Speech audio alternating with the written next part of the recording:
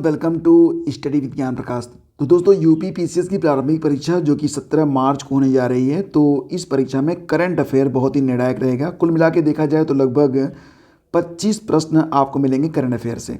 ये current affair आपको जो है जनवरी 2023 से शुरू होकर और फरवरी 2024 तक आपको पढ़ना पड़ेगा। तो सबसे जो इम्पोर्टेंट होता है वो लास्ट 6 मंथ होता है। तो जो आपके लास्ट 6 मंथ हैं उसको आप अच्छे से तैयार कर लें।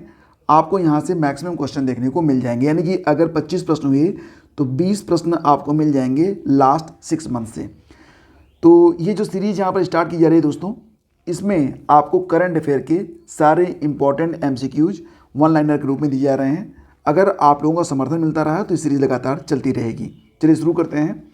पहला पॉइंट है best country in the world ranking 2023। ये बहुत ही इंपॉर्टेंट है, एग्जाम में ये पूछा जा सकता है कि best country in the world ranking किसके द्वारा जारी किया गया। तो दोस्तों इसे जारी करता है US news and world report, ठीक है। और इसमें दुनिया की जो बेस्ट कंट्री है ये माना गया है स्विट्ज़रलैंड को, और भारत का स्थान है 30वां। ये बहुत ही इंपॉर्टेंट है, इसको आप लोग ध्यान रखिएगा। आगे बढ़ते हैं। अगला क्वेश्चन है वैश्विक जैव ईंधन गठबंधन। तो दोस्तों एक प्रश्न यहाँ पर यह बन सकता है कि वैश्विक जैव ईंधन गठबंधन की शुरुआत कब से हुई। तो 9 सितंबर 2023। तो दोस्तों आप लोग जानते हैं कि अब विश्व जलवायु परिवर्तन से निपटने के लिए नवीकरणीय ऊर्जा स्रोतों की ओर देख रहा है। तो यहाँ पर जो बायोफ्यूल्स हैं वो एक संभावित समाधान के रूप में उभरे हैं। हाल ही में नई दिल्ली में संपन्न G20 शिखर सम्मेलन में वैश्विक जैव ईंधन गठबंधन का गठन किया गया। तो ये 9 सितंबर 2023 को किया गया था। कहाँ पर?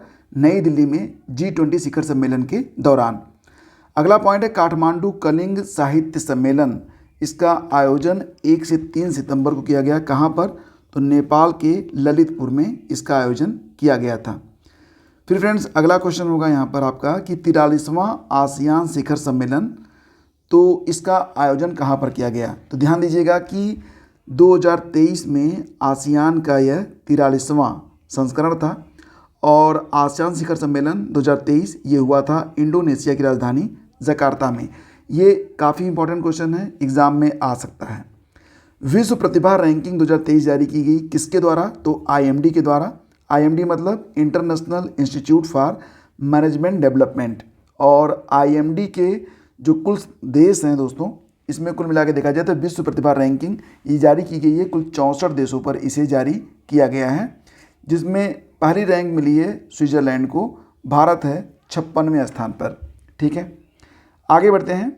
अब ये क्वेश्चन काफ़ी इंपॉर्टेंट है, इसको ध्यान से आप लोग देख लीजिएगा। हाल ही में ड्रग्स और अपराध पर संयुक्त राष्ट्र कार्यालय, इसको UNODC के नाम से जानते हैं, UNODC ने इसे जारी किया है। तो UNODC यानी कि ड्रग्स और अपराध पर संयुक्त राष्ट्र कार्यालय के अनुसार ओपीएम मतलब अफीम का शीर्ष उत्पादक देश माना गया है म्यांमार को, ठीक है। ये जरूर याद रखिएगा। आकांक्षी ब्लॉक कार्यक्रम ABP के लिए पहली डेल्टा रैंकिंग, क्योंकि ये पहली डेल्टा रैंकिंग है तो इम्पॉर्टेंट है।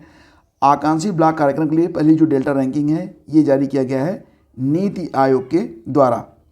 और इसमें जो शीर्ष 2 ब्लॉक हैं आपको बता देता हूँ। पहला ब्लॉक है तिरयानी ब्लॉक, ये कुमारम भीम आसिफाबाद ज़िले में है तेलंगाना में। दूसरा उत्तर प्रदेश के कौशाम्बी ज़िले में है कौशाम्बी ब्लॉक। तो यूपी से और तेलंगाना से 2 ब्लॉक चुने गए हैं, शीर्ष 2 ब्लॉक आकांक्षी ब्लॉक कार्यक्रम के अंतर्गत। इसके बाद फ्रेंड्स आगे बढ़ते हैं। अगला पॉइंट है स्वास्थ्य और सुरक्षा पर 23वीं विश्व कांग्रेस का आयोजन कहाँ पर किया गया। तो स्वास्थ्य और सुरक्षा पर जो 23वीं विश्व कांग्रेस है दोस्तों, इसका आयोजन सिडनी में किया गया, सिडनी जो कि ऑस्ट्रेलिया में है। और इस कांग्रेस में ISSA विजन 0 2023 का पुरस्कार मिला है ESIC को, मतलब कर्मचारी राज्य बीमा निगम को।